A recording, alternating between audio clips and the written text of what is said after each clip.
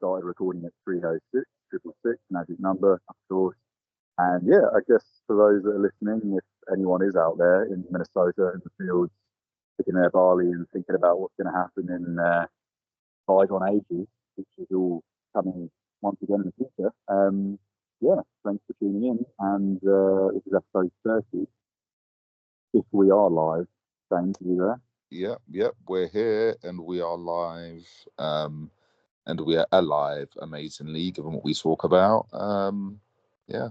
So maybe it's AI reproducing our voice, giving the illusion that we're still out there, hearts beating, and we haven't had a bullet from a Beretta through our heads yet. But if you are to believe our existence is true, then yeah, feel free to tune in and listen along, and we'll have some dirty, filthy, naughty stuff to talk about, no doubt. And where are you, James? You're in London. Yes, yes, in London, at home, in front of the laptop, doing various things at once. Working, Good. life admin, and life leisure is all going on all at once. Another phone as well. Have you got your apps up on the go, looking through what's the fresh market in London? What they've been and Bumble, all those apps. Or are you banned from that? Oh, we can't talk about that. It's your personal life. I apologise. It's not even that. I don't. Yeah, I mean, I don't. You know, I've opted out of all of that stuff because I'm happily in a situation. So yeah, so I don't have any apps. Healthy. Yeah. You think no apps? You're not really an app man anyway. In the past, at least. You didn't In really the do past, I well. did have Bumble. I did have Tinder. And once upon a time I had Hinge, but that was like for a brief period. But yeah, I did have Bumble and Tinder for a bit. But yeah, just yeah, not overly active. Yeah. Look at that Hinge, because I just uninstalled Tinder and Bumble. Totally sick of it. I hooked up with the Ukrainian. I told you the story about that in Kathmandu. Absolutely insane. Never ever date Eastern European girls through apps. I don't think they've ever paid for anything in their lives. And if you ask them to pay for even 1% of a bill, they lose their mind. Like they're absolutely off the charts when it comes to they like to be second, which a lot of men like, I think. But frankly, you know, in 2024, if a lady can't at least buy 1 out of 5 drinks, that's a problem for me. That bothers me immensely. So yeah, I was just like, fuck it, Yeah. uninstall all that stuff. My You know, goes be lower. It's like 1 out of 3. Like is my oh, yeah. hey, man. I don't want to be married to some woman that is buying, you know, nothing and expecting everything. Like, what does that say? I may as well just go to the massage parlor every other night. Like, I'm not having a Yeah, wife. exactly. Yeah. Literally. I mean, there are some exceptional circumstances. Like the thing is, with a lot of these women who do expect it, they don't actually deserve it. And it's funny because a lot of the ones that don't expect it, do deserve it. The ones who like will dip in their pocket and buy you a drink are the sort of birds who actually deserve to be looked after and treated and bought drinks usually. And the ones that don't tend to be like, these kind of like, kind of abrasive, like bitchy, like annoying and neurotic like types. Yeah, a lot of the time it's very it's very typical. But yeah, Well, that stereotypes, mate. Let's go straight into it. You know, this is one of those podcasts which is certainly going to be banned off the internet pretty soon, YouTube for sure, which is why we have to censor what we say to an extent, which we're not going to do. Of course, we're awaiting the inevitable. BitChutes fine, Odyssey's fine, all these alternative platforms, so to speak, are relatively okay for now. But let's get into stereotypes and start talking about, you know, certain countries, certain nations. Let's start with Israel. um literally uh the most influential criminal nation um in the world currently, to be quite frank.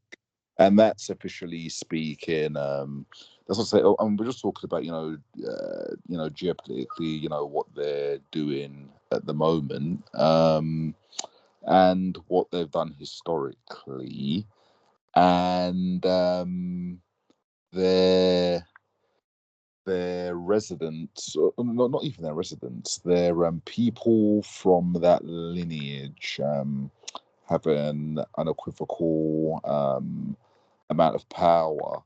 And I wouldn't necessarily just put it down to the nationality. It's down to cabals, secret societies, and essentially, a branch of their nation which is steeped in Zionism, all of which is, tangible. So once again, this isn't about, this is about something that derives from something.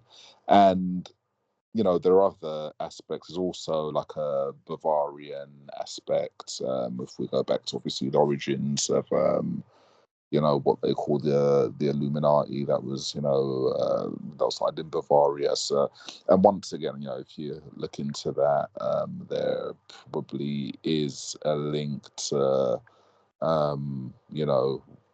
what who we call, Jews, or the New Hebrews, which would actually be quite interesting, actually.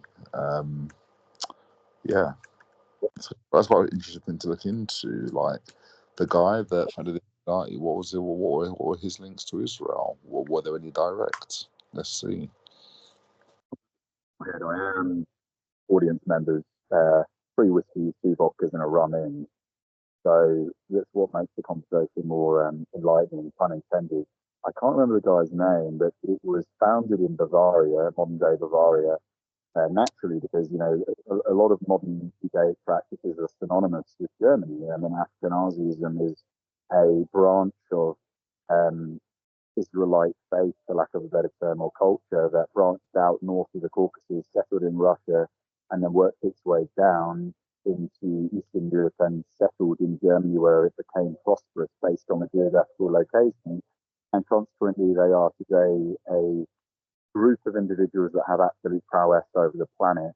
And there's a very good quote which can be applied to anyone and anything at any time, indefinitely, forever, until the world is deceased. And that is, those that you feel you can't criticize are those that have power. If there's somebody that you can't talk about for fear of reprimand, that group are the group that govern this realm.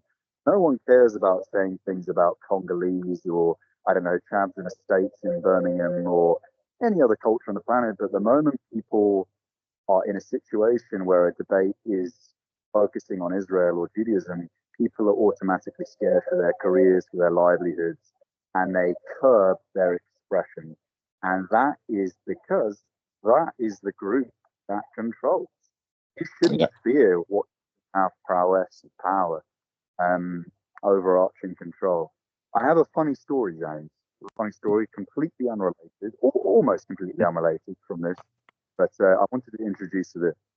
So I'm staying in this party place, which is kind of like a backpacker hostel, and there's like a bar and a DJ tonight and all this kind of stuff, and it's people from all over the planet, and sizably Israelis, of course, because Nepal attracts a lot of Israelis because a lot of countries have actually prohibited travel from Israel currently, or flights are really expensive, so indirectly it's not feasible. But I'll give you an example. Bolivia's banned Israelis, actually, so mega respect to them. But I was talking to this Texan lady. She's a Mexican Texan lady. She's in my room. We're chatting away. She's a bit ill, unfortunately, but I was trying to get her to have a drink. A nice enough lady. And the bathroom was taken, so I was waiting. And this German guy comes out. He's from Munich, and we're talking along. I've been to Munich, blah blah blah. And I go into the bathroom to use it, and the boiler has been switched off the bathroom. So I was, oh, this is bizarre. I said, oh, the boiler's off. He's like, yeah, no, I turned it off. I was like, well, what do you mean you turn the boiler off? People need to use a shower. He's like, no, in Germany, it's very, I don't know if that's an Israeli accent. I can't do a German accent now. It's one and the same, of course. So in Germany, we like to help the environment. So I turned off the boiler so the gas and the electricity isn't being used because, we need to save the planet. I'm like, yeah, but mate, I would need to take a fucking shower. Like, what are you doing? You're turning off the fucking boiler because you think you're going to save the world. And he's like, yes, but please, when you can turn it back on, but when you leave the shower, can you turn the lights off and you turn the boiler off? And this is just, these are stereotypes that people have about Germany. And of course, there's stereotypes about all countries in the world. And I'll tell you what, they're fucking true. Stereotypes exist. Do British people drink a lot? We drink a lot, right? That's a true, accurate stereotype. Are Germans boring, individuals with absolutely zero personality that have nothing to do on a daily basis when they leave work at 5 p.m.? They go home, probably watch some minor pornography, and then talk to their wife about their tax next year. I mean, it's accurate. We've been to Germany. We've seen the clubs. We've seen how they relent their oppression. They go into some filthy underground dungeon in Berlin and they let their wife loose on some, I don't know, couple of big burly men from France. And, that's the general gist of that stereotype. Is there accuracy to that? Absolutely. And we can substantiate that. Yes. They're dull. They're so boring. Anywhere you go in the world, you come across a German, I start yawning. That doesn't happen with France. That doesn't happen with India. That doesn't happen with any other country in the world. Every country has a personality except Germany. Germans are boring. We've just lost all our German audience now. But we didn't have any, of course. They don't have enough personality.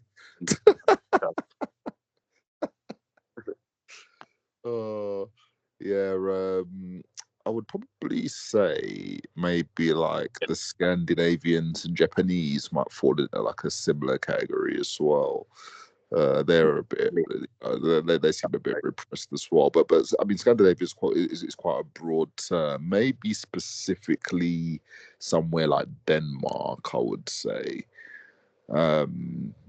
Yeah, I find Danish people to be quite sterile, but yeah, it's a generalization. You're not far wrong. I'll give you that. I'll take that compliment that I'm not far wrong, because on Scandinavia, I do agree that Norwegians are dull as fuck. Swedes have personality. I just don't like that personality. It's far too libtardy. We know from modern history that Sweden is the biggest shithole in Europe. The highest levels of organized crime are all in Malmo. It's literally basically Afghanistan. Literally. The post office and banks don't even operate in that city in certain areas because men are going to walk in with machetes and chop them all up. In fact, Sweden looks basically like the Central African Republic / Syria. That's basically modern day Sweden. But they still have personality because, No, go on. After you. I was just going to say, the reason it is such a shithole is because they have the personality to create that. Norway, on the other hand, doesn't have a personality. I'm not saying I don't like Norway. It's a very conservative, organized place that thankfully isn't Sweden. But it doesn't have any personality. So I'm going to agree with you and say Scandinavia is definitely high up on the list of boring places. So I'll put Norway up there, Germany, Denmark. Finland doesn't count. Obviously, it's a Nordic country, but it's definitely not involved in the shenanigans of the 333, that being Sweden and Norway. But I will place Norway in the bandwagon and say they lack personality. However, at the same time, you could say that their conservatism has preserved their culture, and therefore they do have a bit of standards with respect to presenting themselves well. Whereas Germany just sells themselves off. Germany is a giant prostitute country with people that can't substantiate themselves with any kind of ethos because they're too busy listening to Angela Merkel and sucking on her toes and thinking about what's best for the environment. The German is the biggest hypocrite of all, right? Germans are so bad. They flick the light switches off 1,000 times a day to save the environment, whilst they produce BMWs, Mercedes, fucking Volkswagens and Porsches, the biggest gas guzzling vehicles on the planet that are so environmentally detrimental, whilst they have a fucking autobahn in their country and then pretend to care. And I said this to the German earlier when he switched off the boiler because they're so fucking stupid. I said to him, do you know what your country's just done? They've just decommissioned their last nuclear reactor and now they're using coal again. So Germany is one of the biggest coal using fucking nations to power their fucking grid in the whole of Europe. And they brand themselves as being environmentally proactive. Bunch of hypocritical cunts. Yep. This video is going to be our number 30 off YouTube for sure. out with But a numerical bang. yeah, Back to what we were talking about before. So, in regards to the guy that founded the Illuminati, his name was Adam Weishaupt, which loosely translate to white capital. Which is interesting. And once again, this guy probably never existed. It's probably a character that they've given a role to represent something that's allegedly happened historically. Now, there's no doubt there is a secret society, and whatever you want to call it, Illuminati, it's just a name. But for sure, there is a cabal that runs this thing. Whether in fact it was started in Germany or not, who knows? But anyone who's been listening to this, podcast knows that we have an interest in numerology, and what are the chances that this guy was born on the 6th and died on the 18th, allegedly? There is almost like without exception these characters' birth dates and death dates and or death age will always be something numerological, or it will be like 6 years old when they discovered this, and 33 years old when they finally qualified in that, or 33 years old when they died, or or they were born on the 21st or 22nd, which is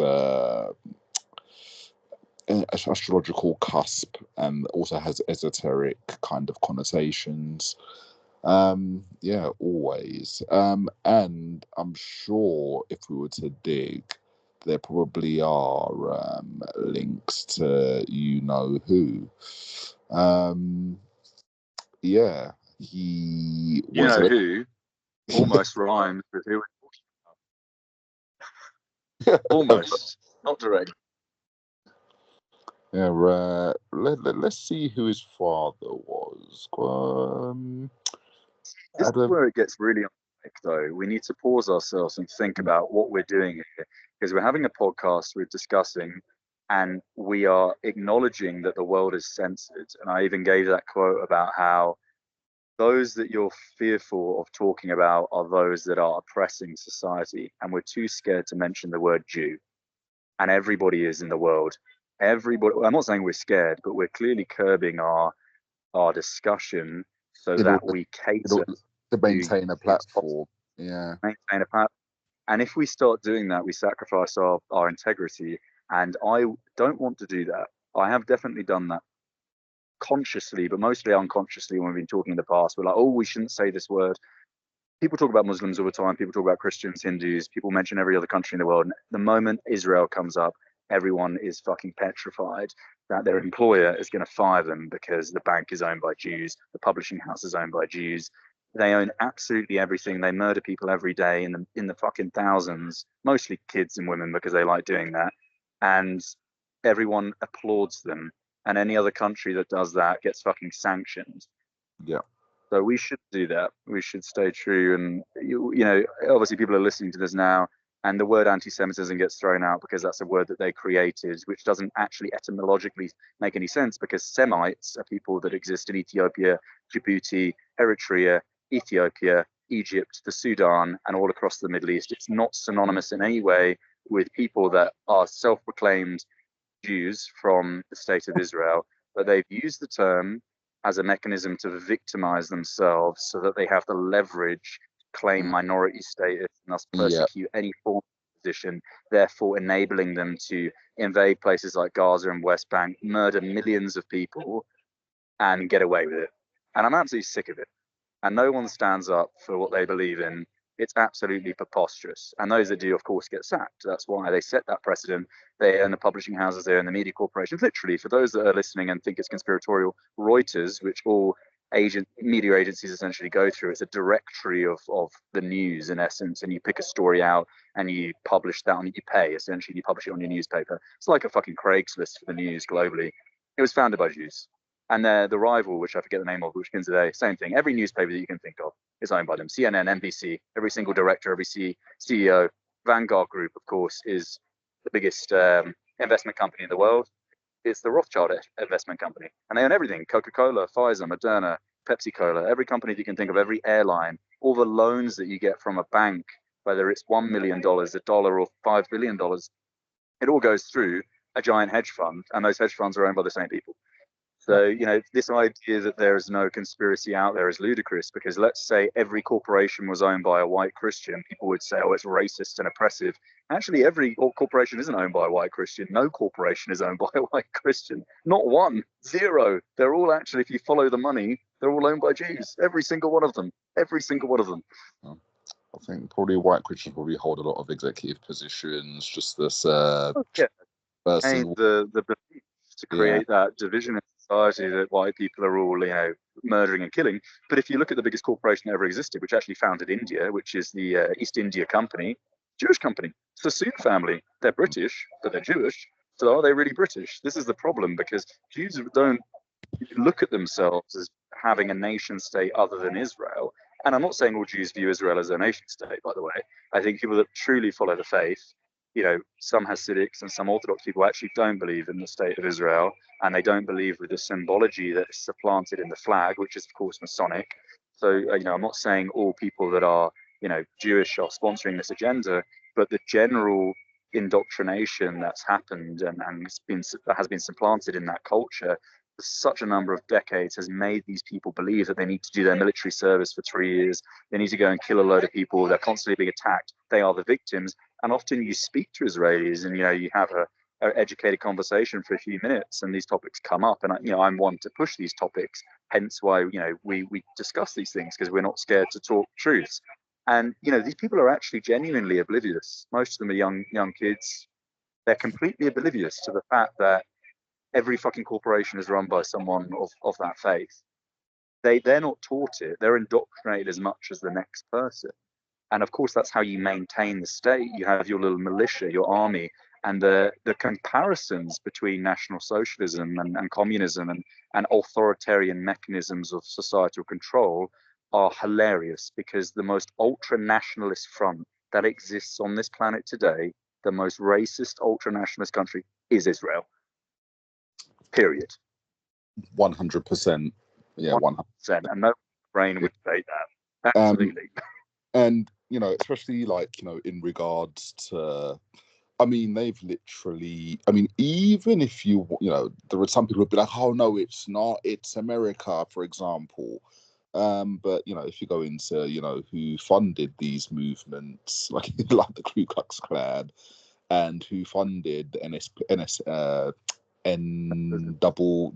the National Association, the NAACP, that's it, and the National American Association of Colored People.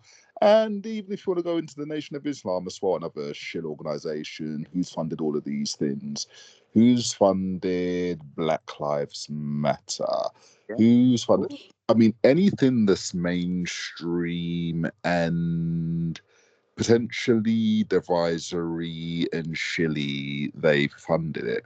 Because, there have been genuine movements in society, there have, but it'll be hijacked, convoluted, twisted, and funded to, spin a particular agenda. Something that you said earlier on, I find, which is just fascinating and just shows the audacity of how they operate. When you're talking about Semites and who Semites, are who Semites are originally, and then it goes back to people who are the original Hebrews. These people have even hijacked their religion, the little kind of twist that they have on the side of their sideburns, almost as a little clue to say, we've got our religion from curly-haired people. I don't know, there's some kind of symbology in that. It's a strange little thing to have. But yeah, absolutely. Using that status as a shield, as you put it, is definitely a major part. And then obviously the falsehoods of 1939 to 1945, which was obviously a 6-year period with the magical 6 million number as well, which isn't a coincidence. Once again, just shows you how they, will, mock us with their numerology while, accepting or having privileges due to, alleged victimhood. But like, what about, I don't know, the millions of, I don't know, Chinese who were killed during, like, World War II? I mean, essentially, they're probably less, they were less Jews than lots of nations that were killed, during that. But yet, for some reason, they were given reparations when others weren't. It's just really interesting how clear the double standards are. No, I mean, you emphasize that perfectly because, like you said, if you believe 6 million Jews died, go ahead and believe that. Take that figure. But when you account for the number of victims, officially speaking, in Russia, in China, in India, and every other country involved in the First and Second World War, isn't it funny how nobody else gets a mention except the Jews? And they have absolutely no power. They're the victims of society indefinitely. And yet they have the leverage and the marketing capacity to make everyone think that they're the number one victims. How many millions of Russians were killed? It was 12% of the entire population, 60 plus million, the magic number again. How many Chinese were murdered during Manchuria when Japan invaded in 37? They don't get any mention, but that's a powerful nation. Economic leverage there. You'd think they'd have prowess in terms of marketing. No, the true victim, the person that gets kicked on, apparently, the person that gets persecuted and pushed, that has no leverage and no power, can manage to convince the entire world that they're the number one victim since 1945, continuously, while simultaneously and ironically persecuting, murdering, and invading countries consistently throughout that period. And people buy it. No one has any critical thought process. It's unbelievable. And once again, like, people will, like, use this word, as you said, anti-Semitism, and like, it's just bandied about. If you say any, like people like confuse anti-Zionism with anti-Semitism, and even anti-Semitism is like, it's almost like not even a word really, because I don't think anybody's just anti-Semitism. It's like, generally people will just be like, oh, I don't like anybody who's not me. Like, I don't think people just have a thing against people from the aforementioned states, as you said, across North Africa and and the Middle East. Which wouldn't make sense anyway, because it's such a variable set of truth. You'd have to hate everyone that's brown, white, Muslim, Christian, Jewish. You'd have to hate everyone in the world to be an anti-Semite, because the Semitic countries, all of those religions and all of those races. But of course, when people think of the word, they only think of the Jews. The Jews, exactly. Who are, ironically, the smallest group under that umbrella, and also the least genuine member of that group. Also the wealthiest country in that group, with objectively the most amount of influence. So yeah, I mean, it's one of those things, isn't it? Where is it going? Where are we steering this? Into it goes to the head of the snake. They're the head of the snake. The operations, but all of these powerful nations, or perceived powerful nations, China, Japan, Germany, Portugal, France, England, America, like, literally, these are just operational hubs and little puppet stations for them. They've utilized a lot of European muscle in this current paradigm of, like, the last 200 years, because anything pre that is really speculative. I'm very, very sure that just pre-photograph, which is the late 1800s, so pretty, shortly before that, let's just say from the early 1800s, something, there was some kind of reset. The old world was, for the most part, deconstructed, hidden, and then this new kind of, more clunky, yes, less ergonomic paradigm that we live in, that's, full of kind of pollution, technology, lots of fast solutions that aren't sustainable. was then implemented, you know, on purpose in order to have an agenda to control us with the whole climate change and carbon footprint and restriction of civil liberties, because of how they made us move about with this archaic energy system that was oil that blows off black smoke, these things that you have to burn using pistons and fire and ignition in order to create energy, when there's been clean energy for, I mean, I wouldn't even like to put but at least thousands of years, at least, provably, tangibly. The technology is still there, but they choose not to implement it. And So we've seen that have been shared by people. I think you shared one yourself with me, and with respect to clean energy and water-based energy, nearly every founder of alternative energy is dead over the last 20, 30 years. Dead, dead, dead, dead, dead. I mean, it's 3-4 dozen scientists, known scientists, have disappeared off the face of the earth when challenging mainstream gas-driven, fuel-driven, oil-driven energy. And that's just one of many examples. But a very quick transition, in addition, I wanted to make to your point, was the photographs with respect to, I think, the most iconic one, at least within our understanding of what we believe to be true knowledge, is the St. Petersburg photograph of an empty city state, and not a single person prime time to be had. And I saw a photo recently of Times Square in New York during the COVID scam, and it was the exact same scenario whereby no one's there to be had. And really, the only way you can implement that is through a mass exodus of people, killing of people, or some kind of forced mandate of martial law.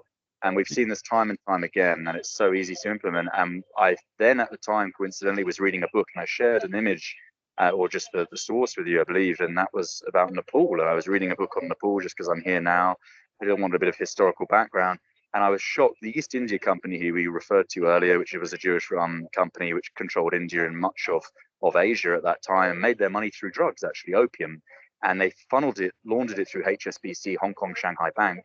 And Hong Kong Shanghai Bank, coincidentally, of course, was funneling El Chapo's money, the Mexican cartel money, up until only a few years ago, and probably still to this day. HSBC received $1.9 billion in fines, which is the largest fine ever received by anyone from the US government, and it only accounted 5 weeks of their profit.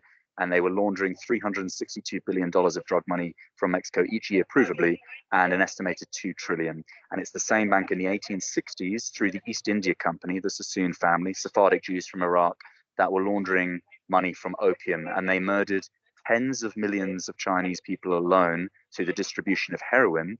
And they've been doing the same thing ever since. Because between the heroin, up until 1985, it was legal to smoke heroin in Hong Kong. And between that period and throughout that period and before that period, to the laundering of Mexican cartel money, was the opioid crisis. So 1 in 3 Americans are on prescription drugs at all times, 30% of the population. And these are all prescription drugs which contain opioids. And an opioid is basically consistent with pure heroin. It's the same system they've been funneling for 200 years.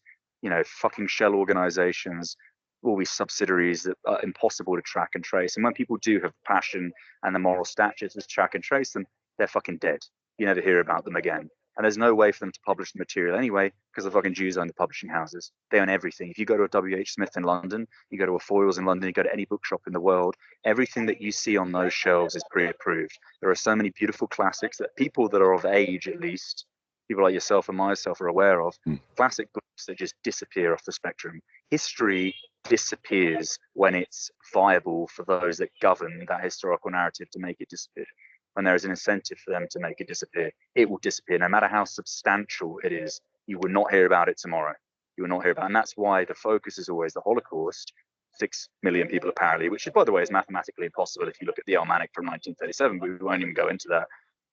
But all the other genocides that have happened in the world, the opium being one example in China, tens of millions of people, the Holodomor massacre around the same time in the 1930s in the Ukraine, genocides in Africa, Rwanda, fuck me, Hotel Rwanda, a great movie, really asserts, 250,000 people killed in Hiroshima and Nagasaki in about 1 second. Completely incinerated by an atom bomb. The quickest genocide and the largest genocide in history in terms of time, No one fucking mentions that, do they? Everyone mentions the same shit over and over again. Yeah. HLO, you know what? I'll tell you, one of the biggest kind of bits of mockery that they've like pulled over us is this whole like, Hitler, oh my God. Hitler's kind of like aligned with, kind of like being the devil and being this persecutor of Jews, but Hitler himself was a Jew. He was a Jewish puppet. He was a love's child of a Rothschild, funnily enough. His mother was the Rothschild business, and his stepbrother, was a Jew. Hitler's stepbrother was a Jew. His mother worked for the Rothschild family in Austria, and the Austrian government investigated the family connection, was told to close down the investigation. Yeah. So it literally kind of put out, all of these figures. I mean, if you was to probably check Barack Obama's lineage, it's probably in there. Trump's lineage, Boris Johnson's, like Boris Johnson's grandfather was Turkish Jew. Oh, there you go. Yeah. It's all, every single leader that you can think of has a Jewish connection. Yeah. Theresa May, the former Prime Minister of the UK, if you go on ancestry.org, public information, you get to a cap, you get to a limit where you can't retrace a heritage anymore. And the name is something absolutely insane. It's some super Israeli Jewish name. And then after that, you're unable to access any more information pertaining to her family lineage. And I just find it funny how all her family are Jacks and Johns and Lisas and regular kind of, European names. And all of a sudden, the end grandmother has the most Yiddish name you'll ever come across. And then you can't access the information anymore. They all of them are complicit. But I need to be careful with the conversation. There's lots of people are arriving. But I think country-wise, we're okay.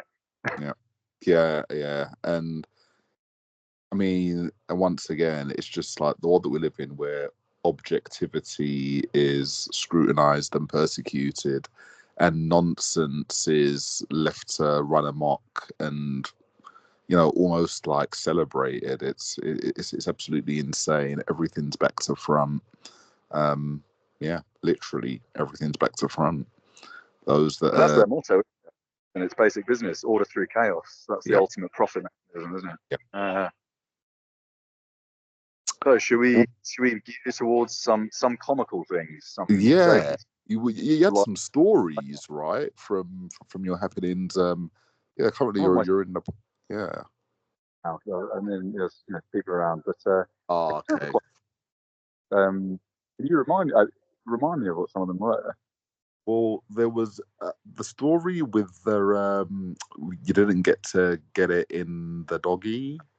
I don't know if you want to tell that story, but the 15-hour sweaty bus trip. I don't know if there's a story to be told there. Oh, that was pertaining to that. There's something funny. I can't remember. There's been quite a few funny things thus far on the trip. In fact, how about a little review, a little kind of audio review of your Nepalese whiskey tasting session? And if you can tell us about it. Interesting enough, we only have so many. I'm not a connoisseur, so I can't give a viable account. All of it warmed my chest. My chest was warm after all of them. There was a distinction between each one, but I'm not a connoisseur. I couldn't go into the ins and outs, and it wouldn't be too interesting anyway. But what about yourself? Let's divert the conversation. Classic reflection there. Why don't we go into sports betting? Let's look at sports betting and the scam that football is. That's or sports as a whole, because people still believe sports, and I find it funny. Yeah, absolutely. So it's one of the most controlled of this whole game. So bookies will often give you offers, right? They'll normally give you an offer that'll be like, and they're quite smart. It'll be like, I don't know, we're going to give you boosted odds on Manchester City to beat Southampton. And everyone's thinking, well, of course, Man City are going to beat Southampton.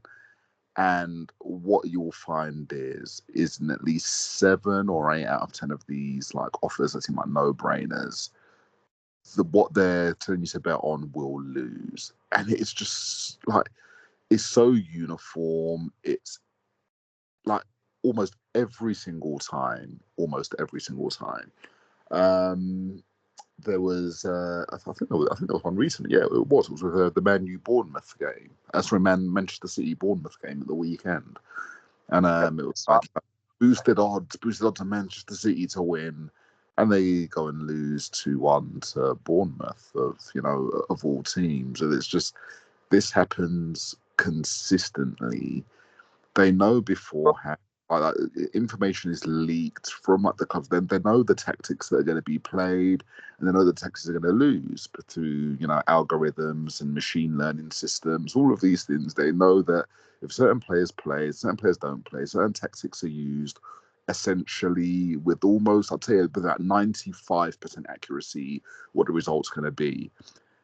Every single player isn't necessarily complicit in the bigger picture, but the manager will tell them to follow a game plan that they follow, right? And that it will lead to this result. Therefore, they are complicit. Whether they know that, oh, this is going up to betting syndicate level and kind of like cabal level, high level, mafioso level, different story. There are a few that probably do. The majority don't, because a lot of them, as we know, are kind of just working class people. I mean, some of these people we went to school with, and they're not very good at keeping secrets, and a lot of them aren't the smartest of people either. They're human beings at the end of the day, but there has been large match fixing scandals involving massive clubs. Juventus were relegated and banned for a few years, and that involved high level international players that that still somehow got to play for their countries after being found guilty of match fixing. But I mean, that's Italy for you, a place that's quite openly corrupt.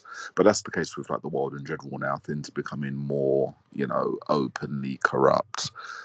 Everything's done with corporate interest, and public interest is waning, and that's the way they want it to be. You will own nothing and be happy and be a fucking slave to the system. Been implemented by the so-called World Economic Forum, which backwards is an acronym of few, because they want fewer people essentially to control. I didn't even know that. That's and it's usually the case, isn't it, with language? I think you sent me something recently, and we've talked about that before, with respect to how it's been stated by people that are intertwined with our kind of interests, that language is magic in a sense, metaphorically speaking, but also literally in a way, because the way you influence people over long periods of time is through the words that they use every day. Their continuous interactions, which is language. That's at the forefront of everything that we do and are, whether that's the actual spoken, verbal, or just the characteristics of our prowess. It's all something that is malleable and can therefore be manipulated. But going back to the sports thing, because it's more constructive and decipherable for the average listener, a number of points came up there which really highlight just how manipulated sports is.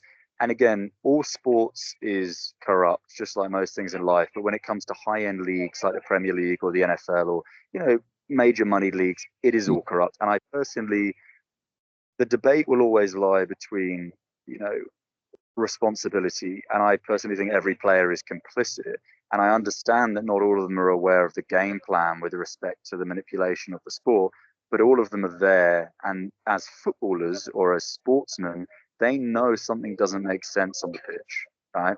If the manager tells them as a so-called professional to move in this format when clearly they know that that's not going to benefit the team, after a long period of time, or even a short period of time, they should be aware that, well, something's fishy here, something's going on, something's not right. This guy's supposed to be a professional. They've been in the industry for 30, 40 years. How can you make that mistake? People don't make mistakes in that respect. And this is where it gets interesting. So if we look at the Premier League managers now, in no other industry in the world do you get fired from one job or two jobs or three jobs, and a rival company wants to employ you immediately. Some of the managers in the Premier League have been fired 5, 6, 7, 8 times, and immediately they got a job waiting for them at a rival club. In no other industry in the world does that happen. All sports is completely rigged. It's not just money laundering. It's about social manipulation. It's about breeding a way of existence, a way of submitting to the status quo. And if you look at the origin of sports, clubs themselves creating division between, it's tribalism. It's just like nationalism. You create war between two countries that have the same kind of cultural integrity, but you artificially make that division. The same with sports. You have people that are Fulham supporters or QPR supporters buying each other. And if we go back 100 years ago, it would be far more literal in that respect. People would literally be hacking each other's heads off with axes because they support a rival football club. And that's all part of the mechanism by which to control society on a macro. If you have that micro under your microscope, pun intended, you can identify it, then you can really identify on a macro how society functions. And sports is just so openly rigged. People always, because it's their love, it's their passion, it's ingrained into society. They believe from when they're a kid that they love Manchester City or Barcelona, and that all of these players are their idols, and they're all honest. All of these players are little cabal kids that are completely complicit. They're all actors. I'm not denying they're talented, and we can transition this into music and film, and you can see as an older generation adult, you're 40, I'm 32, that movies 20 years ago were better. Movies 40 years ago were better. Movies 60 years ago. You think of the transition in music from classical to jazz, from jazz to the hippie era in the 60s with people like John Lennon, the Beatles, the Monkees, Rolling Stones. And now you look at the music today, it is a representation of the decline in social IQ, which is essentially a representation of losing the battle. The battle is lost. There is no fight. They completely control and govern society. So it's on every level. It's not just one kind of anomaly. It's a war on all fronts, and they have absolutely every aspect covered. And this is where we come back round full circle. I want to bring it to the original point of the conversation, which is, who are these people that manipulate society? Because in order for this to be systematic, you have to have a governing body of people with similar interests at heart. And anyone that says, oh, it's money, that's completely ludicrous, because anyone that has half a brain should realize that money comes from somewhere. It comes from a bank, it comes from an organized system. So who governs the system that creates physical and digital currency, right? Everybody is adjoined to an idea, set of values. Otherwise, cohesion is a nonsensical term. So the bind in this respect that enables this governance of systematic global oppression comes from one source, and we know what that source is. It's visible to anybody that has their eyes open. There we go. And the word is yeah. Look around. The word is JEW. That's what the word is. Correct. And get us banned podcast. I think that is definitely a couple of websites that are gonna remove our account. I think it's inevitable. But episode 30. I don't think we have enough listeners yet for it. For us to get sorted yet. No, they have to set the precedent early.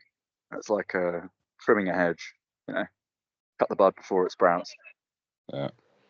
I mean, let's hope that let one slip through the cracks anyway. But I mean, to be honest, I don't think there's anything. We said nothing inflammatory. There's been nothing discriminatory. There's been nothing false that's been said.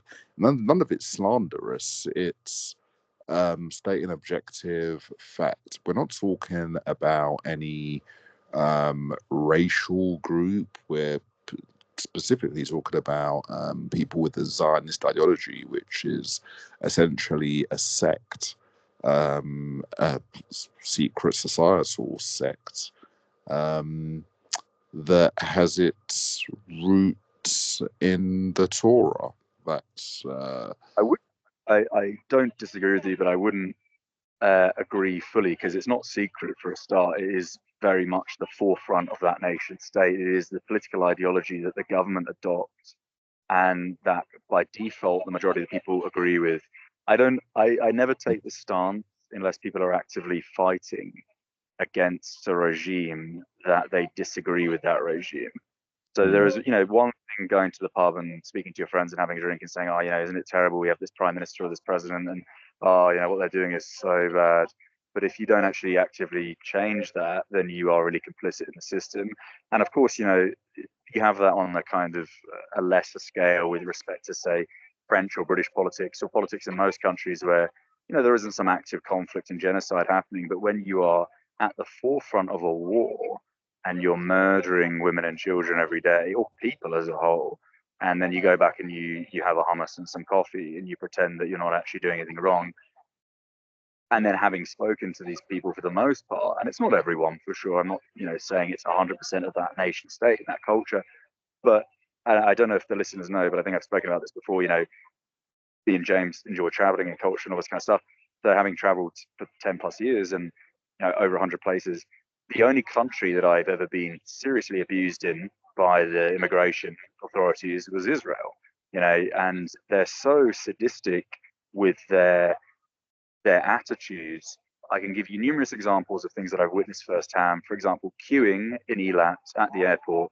I had a Spanish couple in front of me that had been to Palestine before. They started screaming at them in front of everyone and asking them to show their bank statements in front of everyone.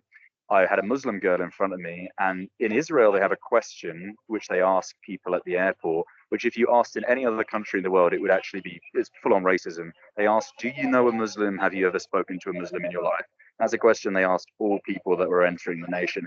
And if you said yes, you were taken to the side and then you were interrogated. So I was interrogated the first time twice because they know everything about you. They access your Facebook or your social media. They're an advanced nation state with global influence. So they know everything about every person that's entering that nation. And the Muslim girl was interrogated first, and then she came out and she spoke to me and she said, it didn't matter what I said because they had a picture of everyone in my family, including my grandfather, on the screen. And the interrogator turned the monitor around and she just had a picture of this lady's grandfather. And the second time I went, they took all my clothes off. They broke open my laptop, snapped open my phone, decoded all my data. This is just because I visited Ramallah in Palestine. That was the only reason. Just because I visited this place, right? All my clothes off just to humiliate me. And then they put all my shit in a trash bag. And then in the middle of the airport, they threw my bag across the airport and said, I don't give a fuck about you or any of these people. That's verbatim. And most of the people there were just women, children, families going on a cheap holiday to the beach in Eilat. They were from countries, they had no political orientation whatsoever. So the mentality of these people are sick for the most part. And, I've been to the UAE, I've been to Iraq, I've been to these countries. I've been to countries with Israeli stamps that are Islamic. And they've just asked me, they might not be happy that I visited, but for the most part, with the exception of Syria and Iran, you can enter with an Israeli stamp. And they ask you, why did you go to Israel? Did you have a good time? That's pretty much it. Yeah. So, being able to contrast that experience with an experience everywhere else in the world gives you a very more of an objective standpoint as to what a culture stands for and who they truly are. And I think that can be substantiated in this respect by the evidence that people have in front of them, which isn't propagandistic in any way, because it's not like we're, kind of attacking some kind of underdeveloped.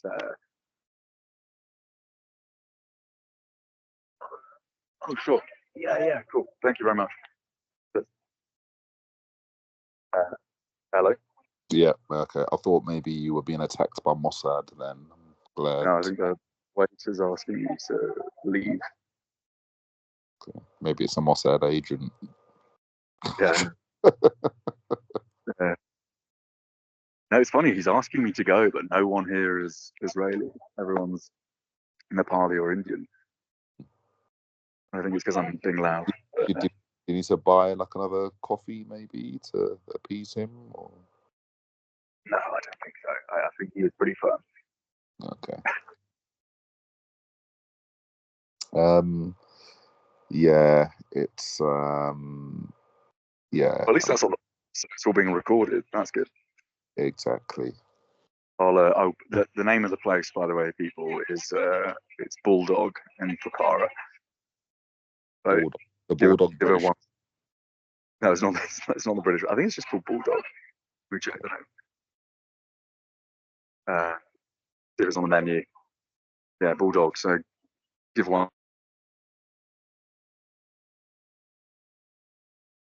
Are you still there? Yeah. I'm Still still here. The service is going choppy all of a sudden. It's it's almost like they're they're trying to intercept with their technology. And the Ethernet cables using their persuasions, their telekinesis. yeah, I mean, that really is quite a good way to end, I guess. It really proves the point, doesn't it? That, if I was talking about other people are being loud, if you're not talking about politics and you're talking about other things, then it's totally fine. And ironically, I was speaking to the other guy earlier, which I think I told you in the message or on the phone about, when we were talking about a certain country, over the waiter. I spoke to you about that, right? Yep. And that was fine because it's a certain country, right? We can talk about that. Yep. But the moment you talk about a place that is maybe 50% of the revenue of the whole town, certainly a very influential country because most of the tourists come here specifically from that country. Right. It's like, it's not good for business, so we're curb that. And it just proves the point entirely, doesn't it? Double standards.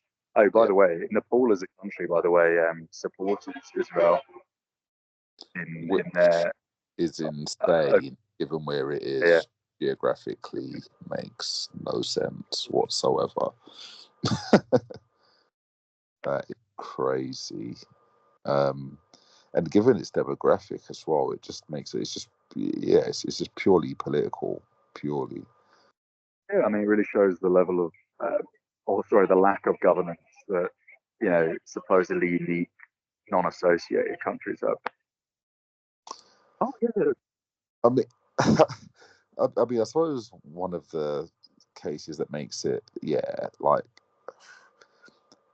I mean, when you look at, us being the Allied forces, America, England, we're supposed to be like the faces of democracy, and the fact that literally, we're political allies.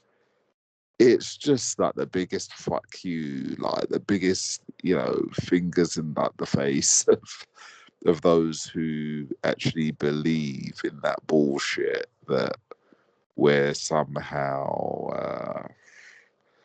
I don't know, like moral pioneers or, policing the world with integrity. I mean, yeah, it's just like beyond. It's like, above and beyond. And, of course, like we do, physically send, our troops. But once again, it's like that the head of this operation is not in England, it's not in America, it's it's run by a Zionist cabal, and that's just like the truth of the matter. That's where everyone's eyes. As a side note, that's quite funny because I hadn't thought about it before until you just mentioned it. But as one of the most advanced military countries, militarily speaking, do they donate support to the United Nations or other international, kind of militaristic organizations? Because as far as I'm aware, the kind of predominant parties in those kind of cabal organizations are Pakistani troops, Bangladeshi troops, obviously a lot of European troops as well. But I've never heard mentioned the country at all, which is ironic given their prowess in that. I'm pretty sure they do provide peacekeepers. I'd imagine they do because they're like, they're known for like Krav Maga and like I'd imagine. That's one to Google later. Actually, one for the trivia book. I think you could be right. I don't think they. I don't think they. I mean, it's just. No, I don't. I mean, that's what I would expect. I hope I'm right, but we can check that. In fact, there's an article I was looking now that says UN peacekeepers are actually injured in an Israeli drone strike, and this was like. Oh, that's hilarious, isn't it? Because I mean, it's literally happened to. Yeah. Anyway, so we're coming up to the 1 hour mark of the podcast, so I guess we'll start to curve it now. And it's been good. The connection held relatively well, so it's not too shabby. And for an episode 30, it wasn't too uninteresting. I think it was fitting. We gave them, it's the topic that befits the number. I think so too. I think it may well be the last for certain websites, we'll say, namely YouTube, maybe not BitChute, perhaps Odyssey. We'll find out. But no, I think it was good to really kind of push the boat out for number 30 and see what the response is going to be. Whether it's good or bad from a moral standpoint, I hope the audience agree. I think we've kind of ascertained the true culprit of kind of the global agenda, and from there on, maybe we'll discuss kind of more intrinsic, kind of, you know, more appropriate things to the progressive side rather than just the negative. So, yeah, what do we say to that? I say cheers to that, and I'll have a whiskey to that later on. Au revoir. Cool. We'll sign out there. All right, adios.